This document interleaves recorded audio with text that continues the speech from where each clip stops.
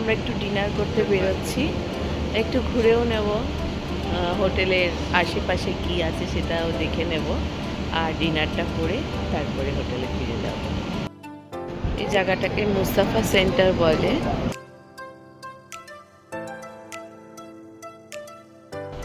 আমরা এখন ব্রেকফাস্টের জন্য যাচ্ছি, দেখি কি আছে। ব্রেকফাস্টে অনেক কিছুই রাখা ছিল, dumpling, noodles, hash brown, sausage, আর ইন্ডিয়ান ফুডও ছিল, ইডলি, বড়া, এগুলোও ছিল। তার সাথে নানা রকম ফ্রুটস, ইয়োগার্ট, আর অনেক রকম কেক, মাফিন, এগুলোও ছিল। হয়ে গেছে আমাদের ব্রেকফাস্ট।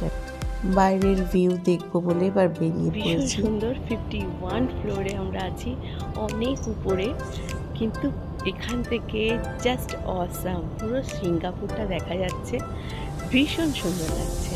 পুরো সিঙ্গাপুরের ভিউ এখান থেকেই দেখা যাচ্ছে। মারিনা বে স্যান্ড, ফ্লায়ার, মিউজিয়াম, সব কিছুই এখান থেকে দেখা যাচ্ছে,